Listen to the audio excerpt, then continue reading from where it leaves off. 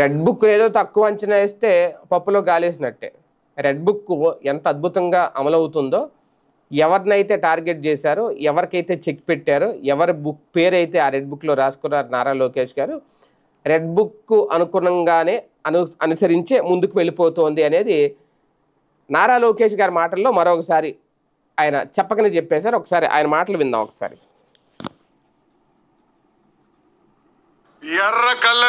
ఎర్ర రంగు చూస్తేనే వణికిపోయే పరిస్థితి వస్తుంది. ఎర్ర బుక్ అంటే ఒకడికి గుండుపోటు వచ్చింది. ఎర్ర బుక్ అంటేనే ఒకడు బాత్రూమ్ లో కాలు జారి చెయ్యి ఎర్రగొట్టుకున్నాడు.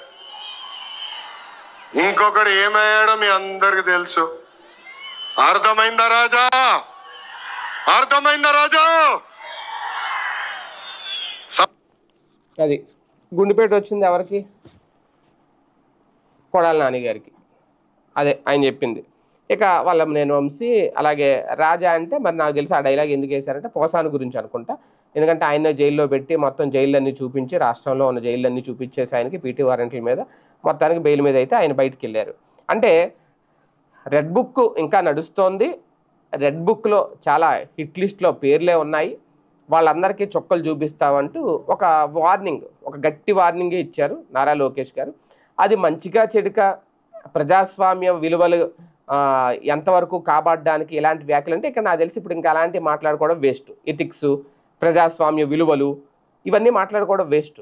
ఎందుకంటే రేపొద్దున వాళ్ళు వచ్చినా ప్రతీకార రాజకీయమే చేస్తారు. ఇప్పుడు వీళ్ళు వచ్చింది అధికారంలోకి వచ్చింది కూడా మొన్న వీళ్ళని బాధలు పెట్టారు, టార్చర్లు పెట్టారు, ఎవరి మీద అయితే కేసులు పెట్టారు, అంతకెంతకే ఎవరైతే ఎన్నెన్ని డైలాగులు వేశారు. ఇప్పుడు వల్లభనేని వంశీ ఏం మాట్లాడాడు, కొడాలి నాని ఏం మాట్లాడాడు, ఇదన్నీ అప్పుడు వ్యక్తిగతంగా తీసుకున్నారు. ఎందుకంటే వాళ్ళు వ్యక్తిగతంగా విమర్శించారు.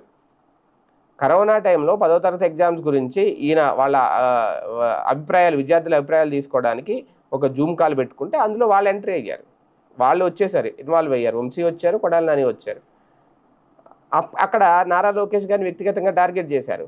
అలాగే వంశీ భువనేశ్వర్ గారి గురించి ఏం మాట్లాడారు, ఈయన గురించి అందరికీ తెలుసు. ఇంకా ఎన్ని మాట్లాడుకోవడం వేస్ట్. అంటే ఇలాగ వాళ్ళు అలా చేశారు కాబట్టి అవన్నీ నోట్ చేసుకున్నారు. ఇప్పుడు ఖచ్చితంగా అధికారంలోకి వచ్చిన తర్వాత వీళ్ళ కాస్త తీర్చుకుంటున్నారు. ప్రతీకారమే అది. వాళ్ళు చేసింది రైట్ అని అనడానికి ఏం లేదు, వాళ్ళు చేసింది తప్పు కాబట్టి వీళ్ళు శిక్షిస్తున్నారు. కాకపోతే అధికారంలో ఉన్నారు కాబట్టి కాస్తంత ఎక్కువగా శిక్షిస్తున్నారు. వీళ్ళ కసి తీరేలా శిక్షిస్తున్నారు. వీళ్ళ ప్రతీకారం ఏంటో అందరికీ అర్థమయ్యేలా శిక్షిస్తున్నారు.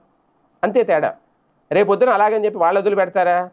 ఖచ్చితంగా వదిలిపెట్టరు. వాళ్ళు కూడా వాళ్ళు ఒకవేళ అధికారంలోకి వస్తే వాళ్ళు ఇంతకింత చేస్తామని ఇప్పటి నుంచే చెప్పేస్తున్నారు.